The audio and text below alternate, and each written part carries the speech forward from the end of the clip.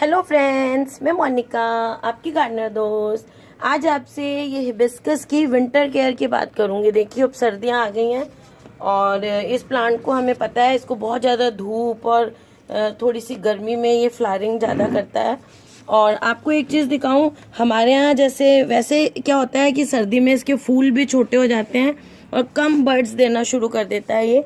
लेकिन जैसे मैं राजस्थान जयपुर से वीडियोस बनाती हूँ, आपको पता ही है, तो यहाँ पे हमारे यहाँ देखिए दोपहर में अभी भी बहुत गर्मी होती है, तो मेरे इसमें देखिए कितनी अच्छी बड़ी बड़ी बर्ड्स भी आ रही हैं। देखिए, ये देखिए इस प्लांट में, ये देखिए कितनी अच्छी आ रही है और फूल भी अच्छा बड़े साइज का खिला हुआ है।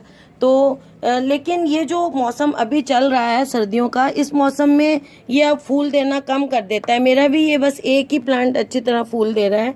ये बाकी प्लांट्स जो हैं वो उनमें फूल छोटे हो गए हैं और कम कलियां आने लग गई हैं। और एक चीज़, अगर जैसे जैसे सर्दी आती है, ये प्लांट अपनी हिबिस्कस जो है अपनी कलियां जो है वो इसकी गिरने लगती हैं। कलियां आती हैं छोटी छोटी सी और वो गिरने लग जाती हैं और हम लोग सोचते हैं कि प्लांट में कोई बीमारी लग गई है। तो अगर आपके यहाँ ठंड ज़्यादा है और आपके हिबिस्कस की कलियां गिर रही हैं आने के बाद, तो इसका मतलब ये प्लांट जो है जब भी किसी स्ट्रेस में आता है सबसे पहले अपनी कलियां गिरानी शुरू कर देता है, जैसे गंधराज होता है उसकी तरह। देखिए इसकी, ये तो स्पेंड फ्लावर है, तो गंधराज जैसे ये भी अपनी कली सबसे पहले, तो इस मौसम में अभी स्ट्रेस में आना शुरू हो गया है क्योंकि जो सर्दी का मौसम है ये इसका डोरमेंट पीरियड है। डोरमेंट पीरियड को हम ऐसे समझ सकते हैं जैसे कि हम लोग सोते हैं रात को सारा दिन काम करने के बाद, तो ये प्लांट्स भी साल में एक बार इनकी ये नींद का पीरियड होता है जिसको डोरमेंट कहते हैं। ये इनका स्लीप है, तो इस मौसम में ये सोएंगे जिसको डोरमेंसी कहते हैं हम, और उसके बाद ये नेक्स्ट तैयार हो जाएंगे सो के उठ के, जैसे हम मॉर्निंग में फ्रेश होते हैं दोबारा से अच्छी तरह से फूल देने के लिए बाकी सीज़न में, जो इनका एक्चुअल में अच्छा फ्लावरिंग का सीज़न है। तो इस मौसम में ये डोरमेंसी में जाना चाह रहे हैं, सोना चाह रहे हैं, तो हम इनको स्ट्रेस नहीं देंगे। अब जो ठंड का मौसम आ रहा है उससे इनको स्ट्रेस होता है। और एक बात, जहाँ ये बहुत ज़्यादा ठंडे इलाकों में जो लोग रह रहे हैं, 10 डिग्री से भी बहुत नीचे जा रहा है, जहाँ टेम्परेचर 0 के आसपास जाने लग गया है, काफ़ी मतलब ठंड है जहाँ पर, वहाँ पर आप इन प्लांट्स को थोड़ा सा कवर्ड एरिया में रख दीजिए। और अगर कवर्ड एरिया में नहीं है, आपका ज़मीन में रखा हुआ है, तो वैसे ज़मीन वाला जो प्लांट होता है उसमें वैसे ही अपनी ताकत ज़्यादा होती है क्योंकि वो सॉइल में डायरेक्ट ग्राउंड में लगा हुआ होता है। तो उसको आप किसी कपड़े से ढक सकते हैं रात के टाइम, या उसको ढक दीजिए कपड़े से प्लांट को, ताकि उसको ज़्यादा ठंड वंड नहीं लगे और वो स्ट्रेस में नहीं आए आपका प्लांट बहुत ज़्यादा, तो वो कर सकते हैं। और अगर गमले में है तो उसको अंदर रख लीजिए। और जहाँ ज़्यादा ठंड नहीं है, नॉर्मल है, उनको तो बाहर, क्योंकि फ्रॉस्ट इसको बहुत नुकसान पहुँचाता है, उससे इसमें ज़्यादा डिजीजेज हो जाती हैं और प्लांट मरने का डर रहता है आपको। हम लोगों के यहाँ जैसे ज़्यादा नहीं है, नॉर्मल जगहों पे जो लोग रहते हैं उनको ऐसे अंदर वगैरह रखने की ज़रूरत नहीं है, उनको दूसरी चीज़ें हम बताते हैं वो करते जाएंगे। तो जैसे इनमें फूल छोटे आने लग गए और बर्ड्स छोटी होने लग गई, तो इसको हम क्या करेंगे, प्लांट को देखिए मैं आपको अपने प्लांट्स दिखाती हूँ दो। हम इसको जो है वो, फ्रीजिंग टेम्परेचर ज़्यादा हो जाता है तो ये बचता नहीं है प्लांट, जो जहाँ बर्फ़ सी गिरने लगे, फ्रीजिंग टेम्परेचर हो जाए उन जगहों पे फिर आप इसको जो है थोड़ा सा कवर्ड में, इंडोर ही रख लें, कवर्ड एरिया में रख लें। इंडोर तो क्या, इंडोर भी रख सकते हैं, तो ये बच जाता है। देखिए अभी इसको आप एक काम करिए, आपको अब ये मौसम इनका डोरमेंसी का है, तो इस मौसम में आप अपने प्लांट को अब जो भी शेप देनी है, बहुत ज़्यादा बढ़ गया है, अजीब सी शेप हो गई है, तो आप अब देखिए इसकी प्रूनिंग कर दी है मैंने प्लांट की। ये देखिए, ये इतना बड़ा बड़ा था, कम से कम मैंने इतना इतना ऊपर से 1-1 फीट जो है, 1 बिलान तक के करीब सारी जो है ये काट दी हैं। इसमें छोटी छोटी कलियां आई हुई थी, ऐसे मरे मरे से छोटे छोटे फूल खिल रहे थे, तो हमें उनकी अभी ज़रूरत नहीं है, इसको अभी हमें परेशान नहीं करना पौधे को, तो अब मैंने उनको काट दिया है। देखिए ये मैंने अब आपको दिखाने के लिए रखी हैं 1-2, ये देखिए इसमें ये बर्ड भी देखिए छोटी सी आ रही है, ये भी आई हुई है बर्ड, कोई कोई आ रही है, लेकिन फूल खिलेगा तो उतना जान नहीं है फूल में जितनी पहले हुआ करती थी। तो इनको सबको जो है वो प्रून कर दीजिए ऐसे अपने प्लांट को, बहुत ज़्यादा ये देखिए बहुत हार्ड नहीं करना। तो भी अब अपने प्लांट को, अब ये प्लांट में जब सोना चाहता है तो इसको अब हम फूल वूल कोई ज़रूरत नहीं है हमें इसके लेने की। तो ये देखिए इस वाले को भी मैंने कट किया हुआ है, देखिए इस वाले को भी मैंने कट किया हुआ है। तो ऐसे आप अपने प्लांट को ऐसे कटिंग कर दीजिए। कटिंग करने के बाद आप इस पे पूरे प्लांट पे जो कटिंग वाला एरिया है यहाँ पर भी, यहाँ अगर आप थोड़ा सा नेल पॉलिश वगैरह कुछ लगाना चाहते हैं तो कट एंड्स पे आप इनको लॉक भी कर सकते हैं, ताकि जहाँ फ्रॉस्ट वगैरह गिरे तो उससे ये ख़राब नहीं हो। नेल पॉलिश, थोड़ा सा फेविकॉल लगा दीजिए। ये देखिए ये बस थोड़ा थोड़ा लगा दें। वैसे बहुत ज़्यादा ज़रूरी भी नहीं है, अगर आपके यहाँ बहुत फ्रॉस्ट वगैरह कम है, बहुत ज़्यादा नहीं है तो ज़रूरी भी नहीं है। फ्रॉस्ट में थोड़ा सा ये रहता है, थोड़ी मोटी मोटी जो ब्रांचेस हैं उनमें लगा दें। तो फ्रॉस्ट में ये रहता है कि देखिए ये मेरा चांदनी का पेड़ है, पौधा है, तो इस प्लांट पे भी मैंने कटिंग कर दी है, क्योंकि अब ये जो है ये गर्मी में ज़्यादा होते हैं इनमें फूल वगैरह। तो अभी जब हम कटिंग करेंगे तो पौधे में ताकत आएगी ज़्यादा और शेप में भी रहेगा प्लांट आपका। तो ऐसे आप लगा सकते हैं हल्का हल्का।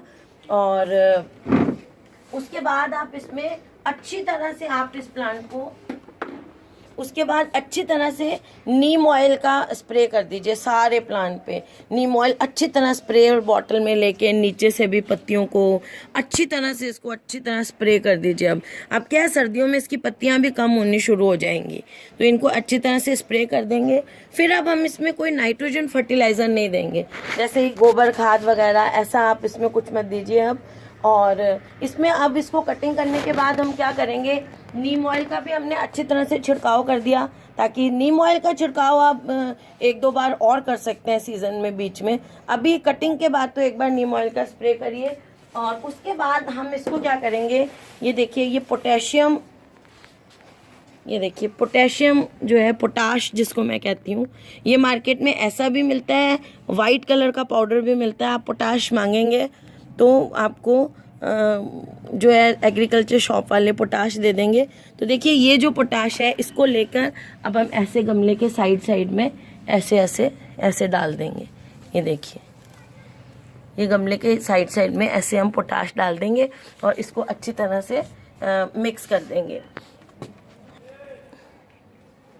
हाँ देखिए इसमें ऐसे पोटाश डाल देंगे, इसमें भी डाल देती हूँ मैं। पोटाश डाल के आप मिक्स कर देंगे। रिम के साथ डालनी है आपको, और इसको जो है वो ऐसे मिक्स कर देंगे। पोटाश का फ्रेंड्स एक चीज़ होती है कि जब भी आप पोटाश प्लांट में डालें तो पहले जो है, जब डालें उससे पहले आप प्लांट को पानी दे दें। गीली मिट्टी में डालें, सूखी मिट्टी में पोटाश को नहीं डालते हैं। और फिर क्योंकि ये आपके पौधों को जला देगा, अगर आप, कई बार आप कहेंगे हमने डाला हमारा पौधा जल गया, तो वो इसलिए होता है कि ये मिट्टी को, ये पौधे को जला देता है अगर आप सूखी मिट्टी में डाल लें। और इसको देने के बाद भी आपको फटाफट पौधे को पानी दे देना है, आधे घंटे 1 घंटे के अंदर अंदर, या उसी टाइम दे दीजिए तो और भी अच्छा है। तो उससे ये पौधे को नहीं तो जलाने का डर रहता है। तो आप इसमें अच्छी तरह कटिंग करके पोटाश दे दीजिए और उसके बाद पानी दे दीजिए अच्छी तरह। और वैसे फिर बाकी सारे सीज़न में आप इसको पानी जो है, पानी हमें बहुत ज़्यादा नहीं देना है, क्योंकि फ्लावरिंग सीज़न में हम हमेशा बात करते हैं कि इसकी मिट्टी को मॉइस्ट रखना है, सूखने नहीं देना है। थोड़ा ड्राई साइड, मतलब बीच में दोनों वाटरिंग के बीच में थोड़ा मिट्टी को हल्का सा सुखाते हैं, लेकिन थोड़ी मॉइस्ट ही रखते हैं। लेकिन अभी भी आपको यही करना है, जब मिट्टी आपको अच्छी तरह सूखी हुई दिखे तभी आपको पानी देना है। हर वक्त बहुत ज़्यादा मॉइस्ट नहीं रखनी है मिट्टी, क्योंकि ये इसका सीज़न ग्रोथ का नहीं है। और नाइट्रोजन फर्टिलाइज़र नहीं देना है आपको, नाइट्रोजन वाला जैसे NPK आप दे देते हैं, या वो नहीं देना है। और खाद वगैरह ज़्यादा नहीं देनी है इसको, क्योंकि ज़्यादा नाइट्रोजन फर्टिलाइज़र देंगे तो ज़्यादा पत्ते आएंगे। तो जितने पत्ते ज़्यादा आएंगे उतनी इनमें डिजीज़ ज़्यादा लगने का डर। ज़्यादा भरा हुआ प्लांट होगा, मॉइस्चर रहेगा उसमें, तो उसमें बीमारियां ज़्यादा, फंगस ज़्यादा लगेगी, एफिड्स ज़्यादा लगेंगे, मिलीबग्स, ज़्यादा बीमारियां होंगी। इसीलिए हम इसको छांट देते हैं सर्दियों में, ताकि इसमें जितनी कम पत्तियां वगैरह, झुंड जितना कम रहेगा, हल्का कर देंगे थोड़ा सा पौधे को, तो उसमें जो है बीमारियां जो है वो नहीं लगेंगी। अब ये जो हमने पोटाशियम इसमें डाला है, पोटाश जो होता है वो प्लांट को, आप कहेंगे ये तो हम फ्लावरिंग प्लांट्स को डालते हैं फ्लावरिंग प्लांट्स को, ये फ्लावर आने में भी हेल्प करता है। और दूसरा इसका जो बहुत मेन फंक्शन होता है प्लांट के लिए, कि ये प्लांट को एडवर्स कंडीशंस के लिए बचाता है। जैसे बहुत ज़्यादा कम टेम्परेचर होने वाला है सर्दियों में, तो उस कम टेम्परेचर के स्ट्रेस से बचाता है ये प्लांट को। तो उस स्ट्रेस को सहन करने की पावर ये पोटाश देगा, इसको पोटेशियम देगा, इसलिए हम इसमें ये पोटाश का पाउडर डालते हैं। अगर आपके पास पोटाश का पाउडर नहीं है तो आप केले के छिलकों को जो भिगो के हम पानी बनाते हैं वो भी डाल सकते हैं। केले के छिलकों को सुखा लीजिए, आप उनका पानी और उसका पाउडर बना के वो डाल सकते हैं हर प्लांट में 2-3 चम्मच।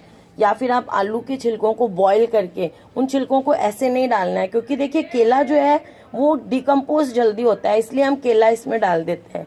लेकिन आप आलू के छिलकों को सुखा के इसमें नहीं डाल सकते, वो डिकम्पोजिशन में टाइम लेते हैं, इसलिए सिर्फ केला ही डालना है, आलू के छिलकों को नहीं डालना है। आलू के छिलकों को बॉईल करके, या आलू जो आप बॉईल करते हैं घर में सब्जी वगैरह के लिए, उसका पानी में भी पोटेशियम बहुत होता है, वो पानी भी आप इसमें डाल सकते हैं। अच्छा, इस प्लांट को भी जब ये 2-4 फूल आ जाएंगे इसकी भी मैं प्रूनिंग कर दूंगी, रखूंगी नहीं, इसको भी यहाँ से इतना इतना देखिए काट दूंगी, अभी सारी ब्रांचेस काट दूंगी। और फिर जो है सबसे एंड में ये बात कहूंगी कि आप ये सब कुछ होने के बाद भी आप अपने प्लांट को चेक करते रहिए। नीम ऑयल का 20 दिन में स्प्रे सारे प्लांट्स में जैसे करते हैं वो करते रहिए, और चेक करते रहिए कि कोई डिजीज़ वगैरह लगी तो नहीं है, लगते ही उसका उसी टाइम से, वैसे नीम ऑयल स्प्रे करते रहेंगे तो कोई डिजीज़ लगेगी भी नहीं। और मैंने आपको नीम ऑयल स्प्रे करके दिखाया नहीं है, लेकिन आप कटिंग के बाद एकदम से नीम ऑयल अच्छी तरह स्प्रे करेंगे प्लांट को।